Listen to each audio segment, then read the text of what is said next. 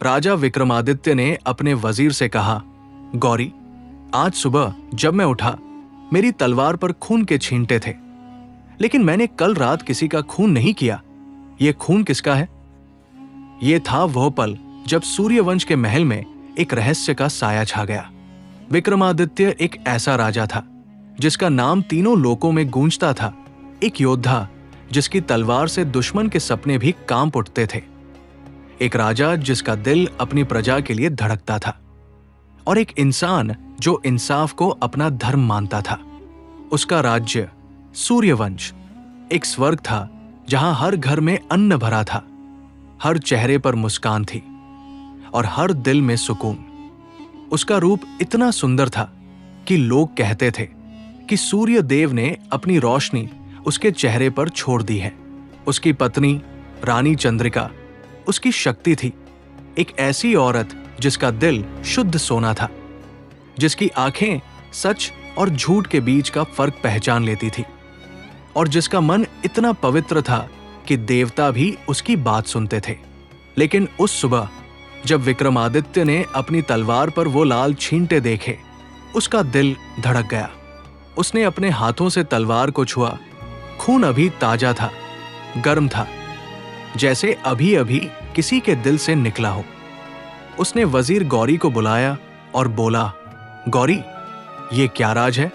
कल रात मैं अपने कमरे में था, मेरी तलवार मेरे पास थी, फिर ये खून कहां से आया? क्या मैंने किसी का जीवन लिया और मुझे खुद याद नहीं? गौरी, जो राजा का सबसे भरोसेमंद साथी था, ने कहा, महाराज, आप थके हुए थे, शायद ये किसी छोटे जानवर का खून हो या कोई हादसा। मैं महल की तलाशी लेता हूं। गौरी ने हर कोने को छाना, हर सिपाही से पूछा, लेकिन कोई लाश नहीं मिली, कोई जवाब नहीं मिला। तभी रानी चंद्रिका कमरे में आई। उसका चेहरा सफेद पड़ा हुआ था, जैसे चांद से रोशनी छीन गई हो। उसने अपने कांपते हाथों को जकड़ा और बोली, महाराज, मुझे रात एक सपना आया।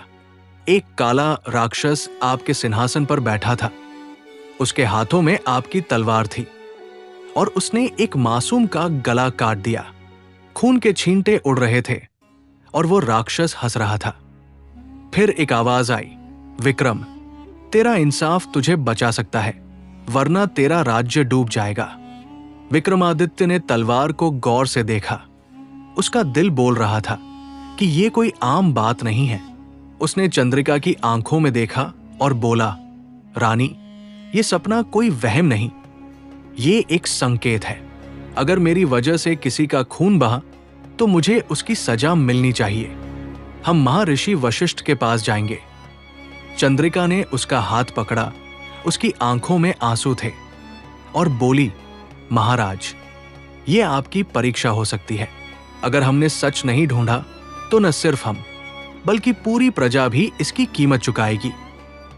विक्रमादित्य ने अपनी तलवार उठाई, उस पर लगे खून को एक बार फिर देखा और बोला, चलो गौरी, अब वक्त है सच का सामना करने का। अगर मैंने कोई पाप किया तो उसका प्रायश्चित भी मैं ही करूंगा। उसने अपना रथ तैयार करने का हुक्म दिया और चंद्रिका के साथ ऋषि के आश्रम की ओर चल पड़ा, ये सोचते हुए कि शायद ये खून उसके अपने कर्म का निशान है। राजा विक्रमादित्य का रथ हिमालय के घने जंगल की तरफ बढ़ रहा था, जहां महर्षि वशिष्ठ का आश्रम था। रास्ता कठिन था, पत्थरों से भरा, गहरी खाइयों के बीच से गुजरता, और ऊपर से बर्फीली हवा उसके चेहरे पर तीर की तरह चुभ रही थी। रानी चंद्रिका उसके बगल में बैठी थी। उसका पल्लू हवा में लहरा रहा था, लेकिन उसकी आंखें एकदम स्थिर थी, जैसे वो हर पल अपने सपने को याद कर रही हो। रथ के पीछे वजीर गौरी और 2 सिपाही चल रहे थे। उनके हाथों में मशाल थी, क्योंकि शाम का अंधेरा छा गया था। विक्रमादित्य ने तलवार को अपने हाथों में घुमाया और बोला, चंद्रिका, अगर ये खून किसी मासूम का है तो मैं खुद को कभी माफ नहीं करूंगा। एक राजा का फर्ज होता है अपनी प्रजा की रक्षा करना, न कि उनका खून बहाना।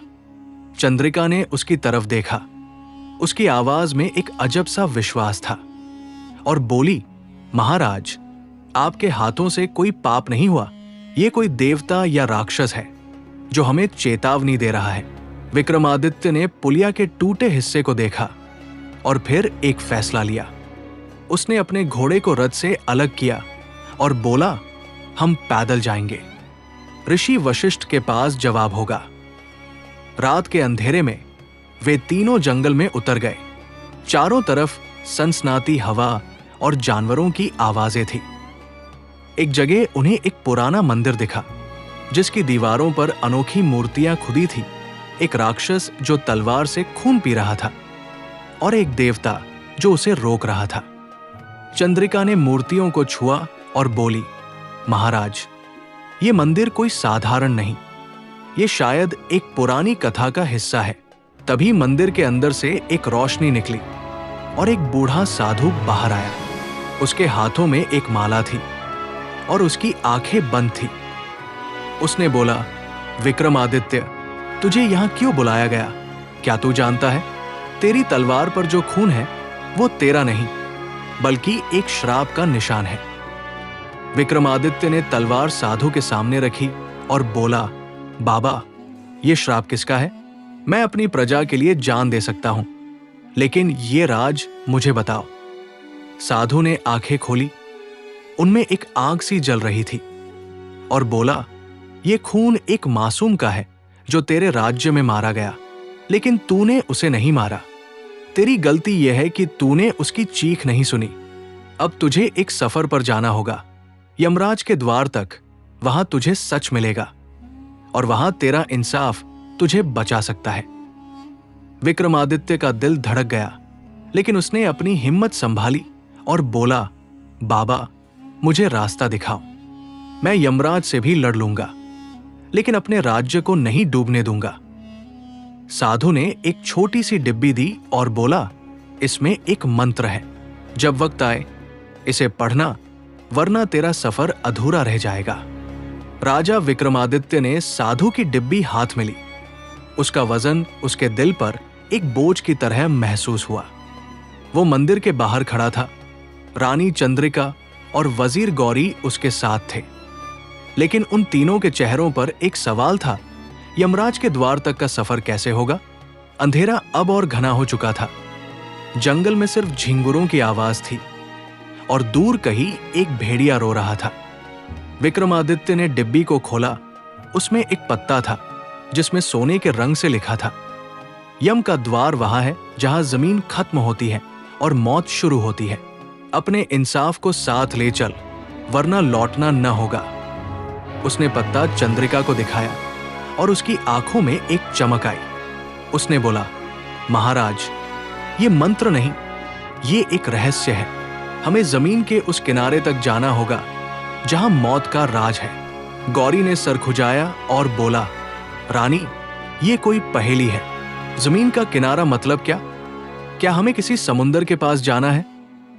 विक्रमादित्य ने जंगल के अंधेरे में देखा और बोला, नहीं गौरी, ये जमीन का वो हिस्सा है जहां जीवन खत्म होता है। शायद कोई गुफा या कोई पुरानी समाधि। हम चलते हैं।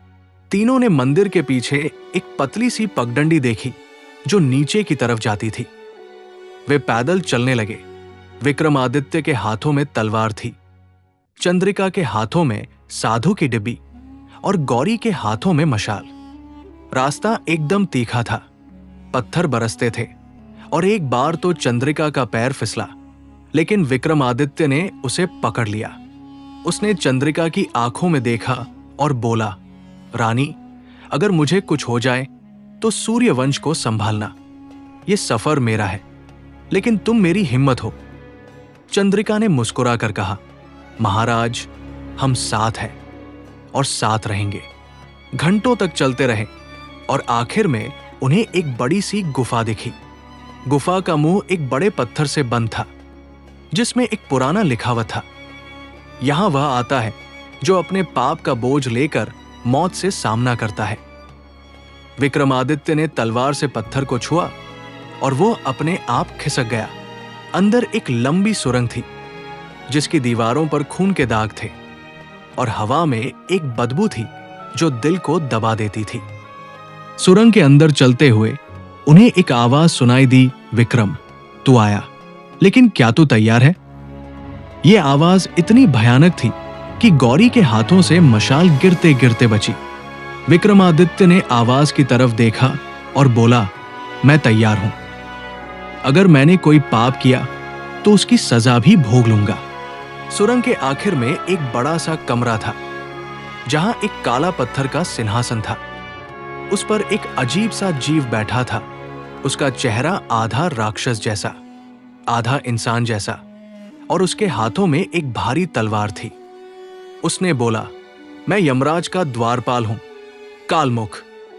तेरी तलवार पर जो खून है वो एक मासूम का है जो तेरे राज्य में मारा गया, लेकिन तूने उसे नहीं मारा।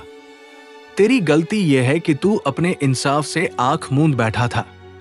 विक्रमादित्य ने तलवार टाइट की और बोला, कालमुख, अगर मैंने उसे नहीं मारा तो ये खून क्यों? और वो मासूम कौन था?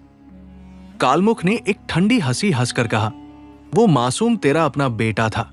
विक्रमादित्य ने अपनी आवाज को मजबूत किया और बोला, कालमुख, अगर मेरा बेटा मरा तो उसका खून मेरी तलवार पर क्यों? और अगर वो छीना गया तो उसे किसने छीना? मुझे सच बता, वरना ये तलवार तुझे भी नहीं छोड़ेगी।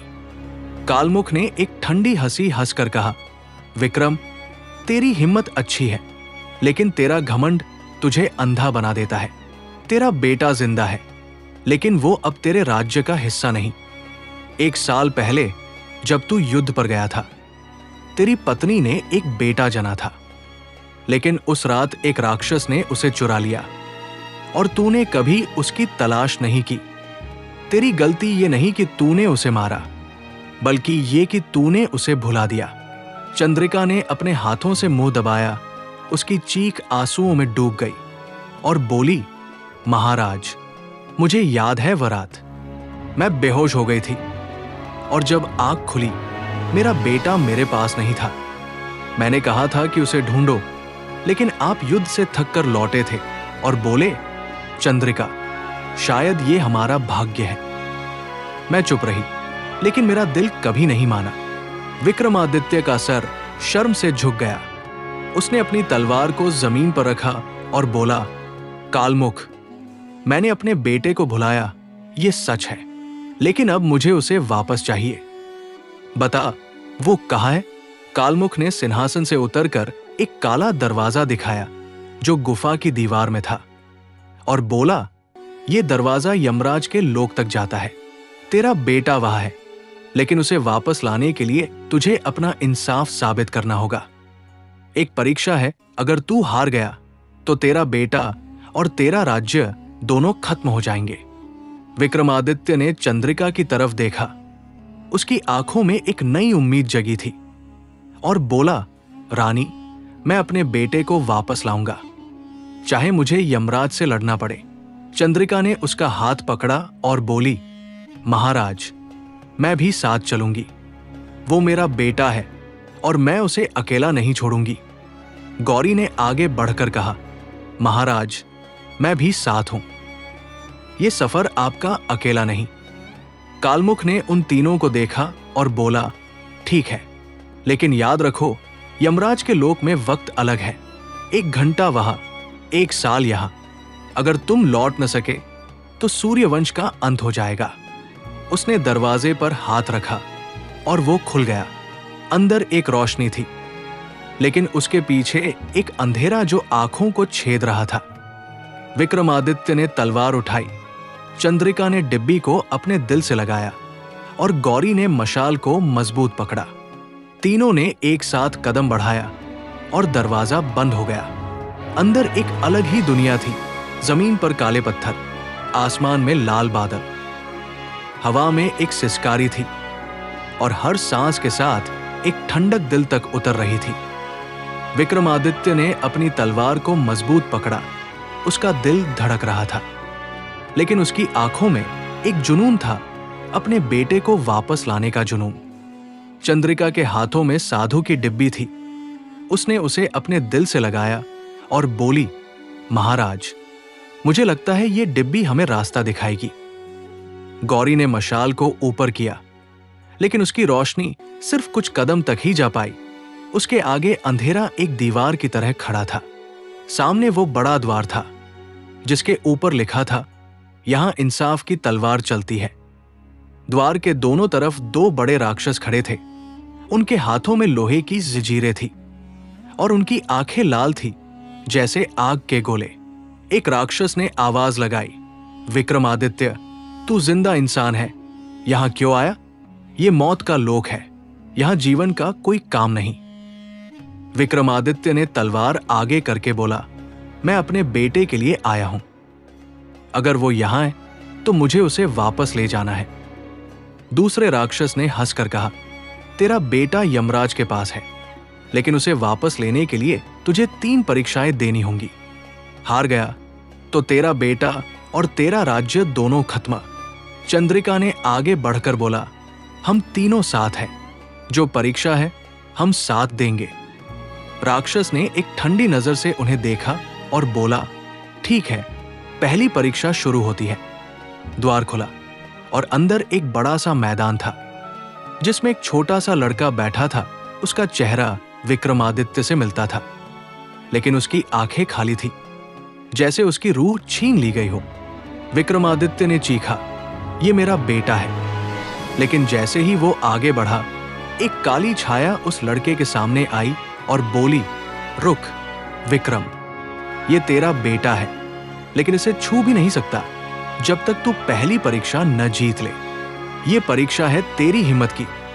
मैदान के बीच एक बड़ा सा आईना रखा गया और उसमें विक्रमादित्य का प्रतिबिंब दिखा, लेकिन ये प्रतिबिंब उसका नहीं था। वह एक राजा था, लेकिन उसके हाथों में खून से सनी तलवार थी और उसके चेहरे पर एक क्रूर हंसी थी। छाया ने बोला, ये तेरा अंधेरा रूप है विक्रम। तू कहता है तुझे इंसाफ पसंद है, लेकिन कभी कभी तेरा घमंड और तेरा युद्ध का जुनून तुझे एक राक्षस बना देता है। इस प्रतिबिंब को हरा, वरना तेरा बेटा यही रहेगा।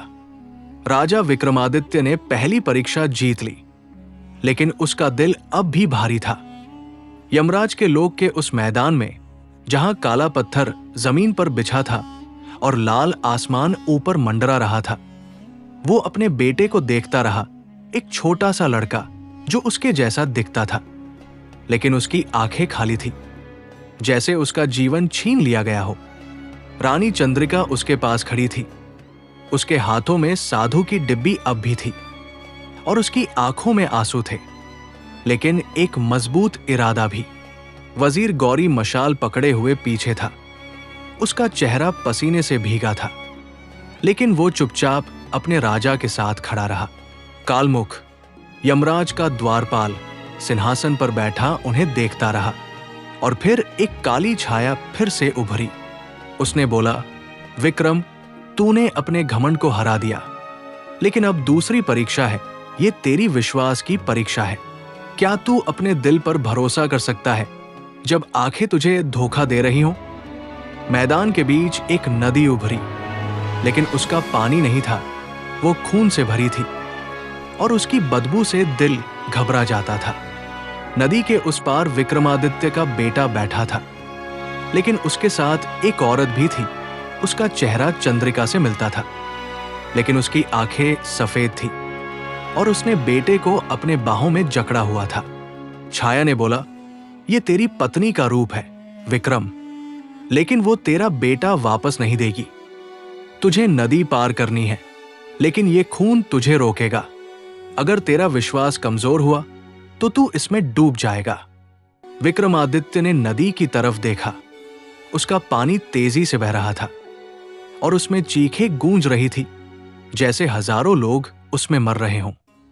उसने चंद्रिका की तरफ देखा और बोला, रानी, ये तुम नहीं हो, लेकिन ये रूप मुझे परेशान कर रहा है। मेरा दिल कहता है मेरा बेटा जिंदा है, लेकिन ये नदी। चंद्रिका ने उसका हाथ पकड़ा और बोली, महाराज, ये धोखा है। मैं यहां हूं, वो वहां नहीं हो सकती। अपने दिल पर भरोसा रखो और अपने बेटे तक जाओ। विक्रमादित्य ने एक गहरी सांस ली, अपनी तलवार को पीठ पर बांधा और नदी में कदम रखा। जैसे ही उसका पैर खून के पानी में गया, उसे लगा जैसे कोई उसे नीचे खींच रहा है। उसके कानों में आवाजें आई, विक्रम, तू युद्ध जीता, लेकिन अपने बेटे को भूल गया। तू राजा है, लेकिन तेरा दिल अंधा है। उसके दिल में शक पैदा हुआ और वो थोड़ी देर के लिए रुका। नदी का पानी उसके घुटनों तक पहुंच गया और उसका वजन उसे दबाने लगा। चंद्रिका ने चीख कर बोला, महाराज, रुकना नहीं, ये आवाजें झूठ है। अपने विश्वास को मत छोड़ो। विक्रमादित्य ने आंखें बंद की, अपने बेटे का चेहरा याद किया और बोला, मैं अपने दिल पर भरोसा करता हूं। मेरा बेटा मेरा है और मैं उसे वापस लाऊंगा।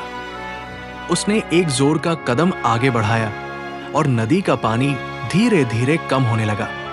हर कदम के साथ उसका विश्वास मजबूत होता गया और आखिर में वो नदी के उस पार पहुंच गया।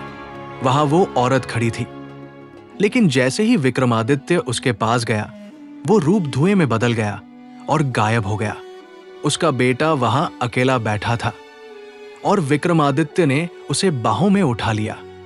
उसने अपने बेटे के चेहरे को छुआ, लेकिन वो अब भी खामोश था, जैसे उसकी रूह अभी भी बंदी हो। छाया ने बोला, दूसरी परीक्षा जीत ली विक्रम, तूने अपने विश्वास को जीता, लेकिन अभी एक और बाकी है। ये तेरी बलिदान की परीक्षा होगी। विक्रमादित्य ने बेटे को दिल से लगाया और बोला, मैं कुछ भी करूंगा, लेकिन अपने बेटे को आजाद करूंगा।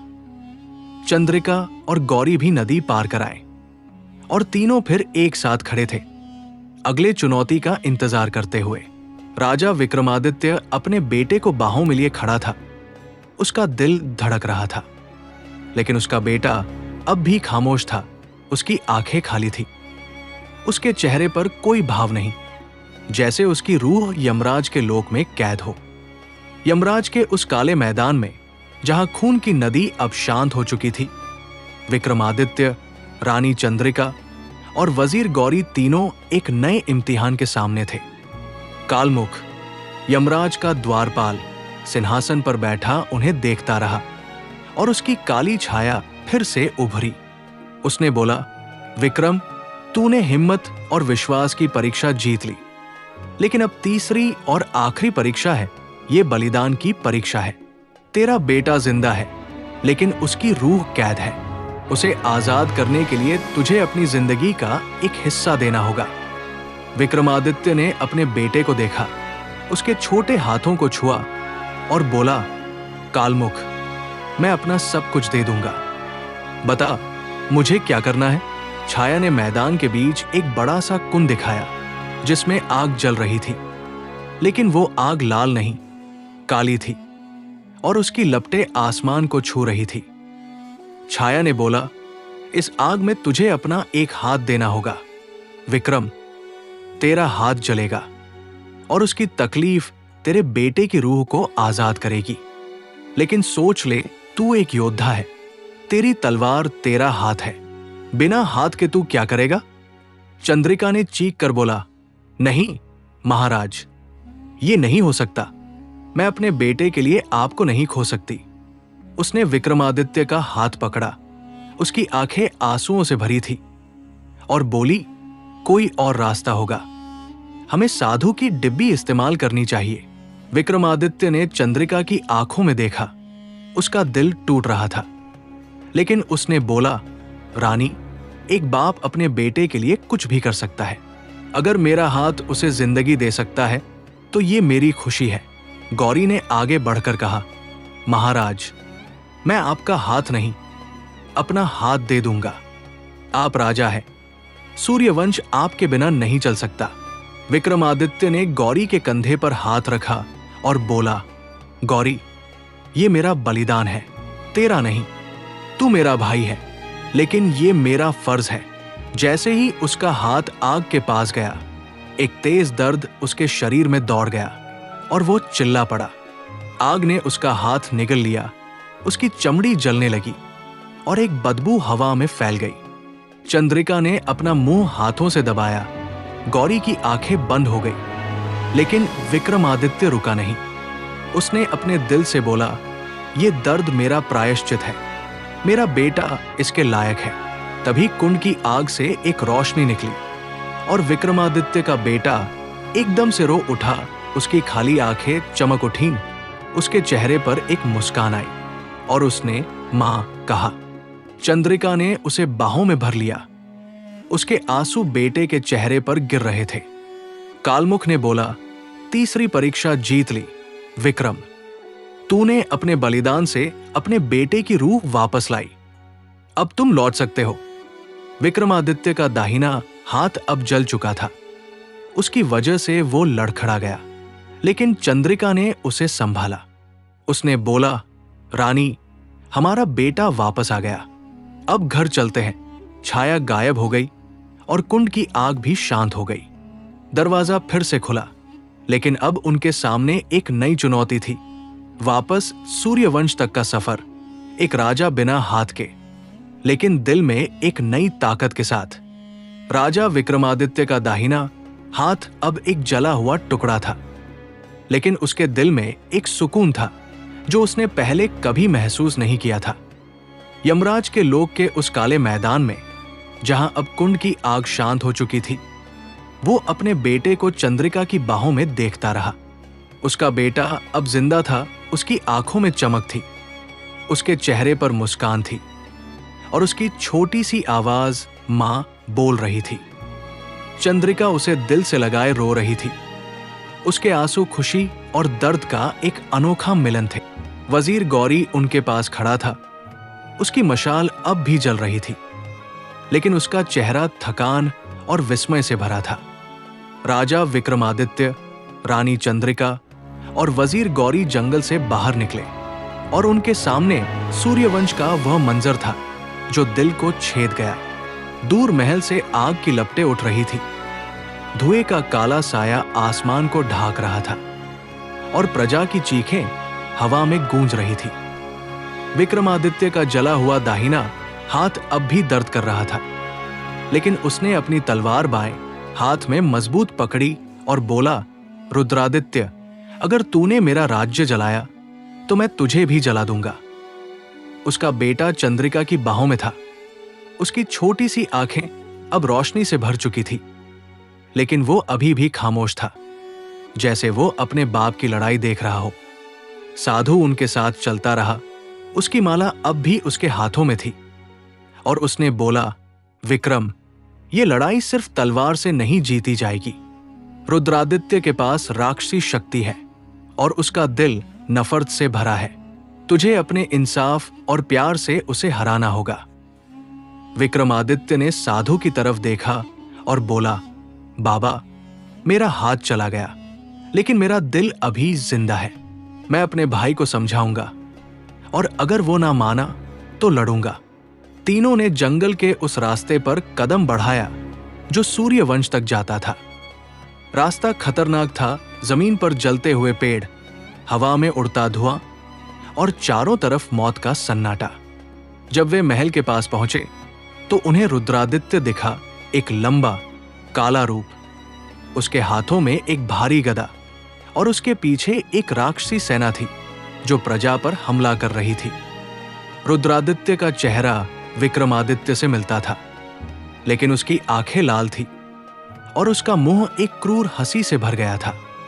उसने बोला, भाई, तू आ गया। तेरा राज्य अब मेरा है। तूने मुझे कभी अपना हिस्सा नहीं दिया, तो मैंने खुद ले लिया। विक्रमादित्य ने तलवार आगे करके बोला, रुद्र, तू मेरा भाई है, लेकिन तूने मेरा बेटा छीना, मेरी प्रजा पर जुल्म किया। ये नफरत तुझे कहाँ ले गई? वापस लौट जा, वरना ये तलवार तुझे रोकेगी। रुद्रादित्य ने हंसकर कहा, तेरा एक हाथ जल गया। विक्रम, तू मुझसे क्या लड़ेगा? ये राज्य मेरा भाग्य है और मैं इसे आग में बदल दूंगा। उसने अपनी गदा उठाई और विक्रमादित्य पर हमला कर दिया। विक्रमादित्य ने बाएं हाथ से तलवार चलाई, लेकिन रुद्रादित्य की शक्ति उससे ज्यादा थी। एक जोर का वार उसके कंधे पर लगा और वो जमीन पर गिर गया। चंद्रिका ने चीख कर बोला, महाराज। वो बेटे को गौरी को देकर आगे बढ़ी, लेकिन रुद्रादित्य ने उसे रोका और बोला, रानी, ये मेरी जीत है, तुम सब हार गए। तभी साधु ने अपनी माला ऊपर करके एक मंत्र पढ़ा और एक रोशनी रुद्रादित्य पर पड़ी। वो थोड़ी देर के लिए रुक गया, लेकिन फिर उसने रोशनी को हटा दिया और बोला, ये छोटे जादू मुझे नहीं रोक सकते। विक्रमादित्य ने जमीन से उठकर बोला, रुद्र, तू जीत नहीं सकता क्योंकि तेरा दिल खाली है। मैं तुझे अपने प्यार से हराऊंगा, ना कि तलवार से। उसने तलवार नीचे रखी, अपने जले हुए हाथ को दिखाया और बोला, तूने मेरा बेटा छीना, लेकिन मैंने उसे अपने हाथ से वापस लाया। ये बलिदान तुझे समझ नहीं आएगा। तू मेरा भाई है, लौट आ, हम साथ में सूर्यवंश संभालेंगे। रुद्रादित्य के चेहरे पर एक पल के लिए चुप्पी छाई, लेकिन फिर उसने गदा उठाई और बोला, तेरा प्यार मुझे कमजोर नहीं बना सकता। वो फिर से हमला करने वाला था, लेकिन तभी चंद्रिका ने साधु की डिब्बी खोली और उसमें से एक आवाज निकली, रुद्रादित्य, तेरा अंत यही है। एक तेज रोशनी निकली और रुद्रादित्य के हाथों से गदा गिर गया। वो चिल्लाकर बोला, ये क्या है? साधु ने बोला, ये तेरा अपना सच है रुद्र। तू अपने भाई से जलता था, लेकिन उसने तुझे कभी दुश्मन नहीं समझा। अब तेरा वक्त खत्म है। रुद्रादित्य का रूप धीरे धीरे छोटा होने लगा और वो एक इंसान में बदल गया, वही भाई जो सालों पहले राज्य छोड़ गया था। राजा विक्रमादित्य जमीन पर खड़ा था। उसका जला हुआ हाथ अब भी खून से टपक रहा था, लेकिन उसकी आंखें अपने भाई रुद्रादित्य पर टिकी हुई थी। रुद्रादित्य, जो अब एक राक्षस से वापस इंसान बन चुका था, अपनी गदा के बगल में घुटनों पर बैठा था। उसका चेहरा अब पहले जैसा था, वही भाई जिसको विक्रमादित्य ने सालों पहले अपने साथ राज्य संभालने के लिए कहा था, लेकिन जिसकी नफरत ने उसे अंधेरा बना दिया। सूर्यवंश के महल के चारों तरफ आग अब भी जल रही थी, लेकिन रुद्रादित्य की राक्षसी सेना रोशनी के सामने गायब हो चुकी थी। रानी चंद्रिका अपने बेटे को बाहों में लिए विक्रमादित्य के पास आई। उसकी आंखें आंसुओं से भरी थी, लेकिन उसके चेहरे पर एक सुकून था। वजीर गौरी मशाल नीचे रखकर साधु के पास खड़ा हो गया, जिसकी माला अब भी हाथों में थी। रुद्रादित्य ने सिर उठाया, उसकी आवाज कांप रही थी और बोला, विक्रम, तूने मुझे क्यों नहीं मारा? मैं तेरा दुश्मन था। मैंने तेरा बेटा छीना, तेरा राज्य जलाया, फिर भी तू मुझे भाई कहता है। विक्रमादित्य ने बाएं हाथ से तलवार उठाई, लेकिन उसे जमीन पर रख दिया और बोला, रुद्र, तू मेरा दुश्मन नहीं, मेरा भाई है। तेरी नफरत ने तुझे अंधेरा बनाया, लेकिन मेरा प्यार तुझे वापस लाया। एक राजा का फर्ज सिर्फ लड़ना नहीं, बल्कि अपने लोगों को बचाना भी है, चाहे वो प्रजा हो या परिवार। रुद्रादित्य की आंखों में आंसू आए। उसने अपने हाथों को देखा और बोला, मैंने अपनी जिंदगी नफरत में बर्बाद की। विक्रम, तूने अपना हाथ दिया, अपना राज्य बचाया और मुझे भी। मैं तुझे माफी कैसे मांगू? विक्रमादित्य ने उसके पास जाकर उसे कंधे से उठाया और बोला, माफी नहीं रुद्र, अब साथ में सूर्यवंश को फिर से बनाएंगे। चंद्रिका ने बेटे को रुद्रादित्य के सामने किया और बोली, ये तुम्हारा भतीजा है, इसे प्यार दो, नफरत नहीं। रुद्रादित्य ने छोटे बच्चे को छुआ और उसकी आंखें बंद हो गई, जैसे सालों का बोझ उतर गया हो। साधु ने आगे बढ़कर बोला, विक्रम, तूने इंसाफ, विश्वास और बलिदान से न सिर्फ अपने बेटे को बल्कि अपने भाई को भी वापस पाया। ये तेरा सच्चा राजधर्म है। तभी एक रोशनी आसमान से उतरी और एक आवाज गूंजी, विक्रमादित्य, तेरा हाथ तुझे वापस दिया जाता है, क्योंकि तूने अपने दिल से जीता। एक चमक के साथ विक्रमादित्य का जला हुआ हाथ फिर से ठीक हो गया, जैसे कभी आग ने उसे छुआ ही न हो। उसने अपने हाथ को देखा, फिर रुद्रादित्य और चंद्रिका की तरफ देखा और बोला, ये मेरी जीत नहीं, हम सबकी जीत है। सूर्यवंश के लोग जो आग से बच गए थे, महल के पास इकट्ठा हो गए। उन्होंने अपने राजा को देखा। उसके साथ उसका भाई और बेटा था और एक साथ चीयर उठी, राजा विक्रमादित्य की जय। आग धीरे धीरे बुझ गई, धुएं का साया हटा और सूर्यवंश फिर से एक स्वर्ग बन गया।